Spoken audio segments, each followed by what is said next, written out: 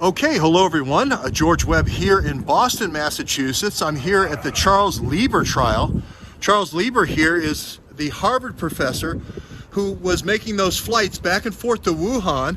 Of course, he had sort of a beautiful assistant. Maybe there was a love relationship there, but he was going back and only staying when he was flying to Wuhan from here from Cambridge. He was only staying 24 hours on his trips, and he was taking money back.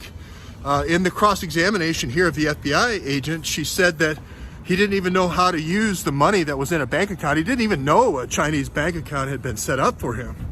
Now, the other guy who you would think would be here on trial would be the actual guy who was involved in developing the coronavirus for DARPA. The guy who was involved in developing the coronavirus for DARPA is Michael Callahan.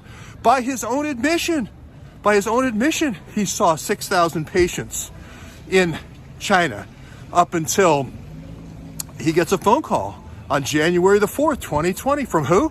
Robert Malone. Hey, he was introduced as a CIA agent to Robert Malone in 2009.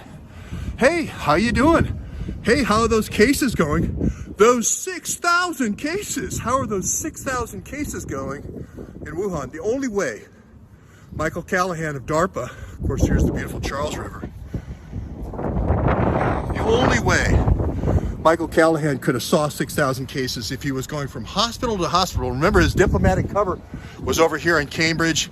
He also had a medical cover as a doctor over at Boston General. But his real job is the virus vaccine game. His real job is to put things that DARPA developed in terms of vaccines with United Therapeutics in Silver Springs and put those through the FDA and get FDA approval. So why isn't the DARPA guy here, who was not on a official mission for the CIA, right? Didn't have approval from Trump, involved in developing gain of function for over 20 years from SARS to MERS to now SARS-2? Why isn't he on trial? And why is Charles Lieber taking the fall?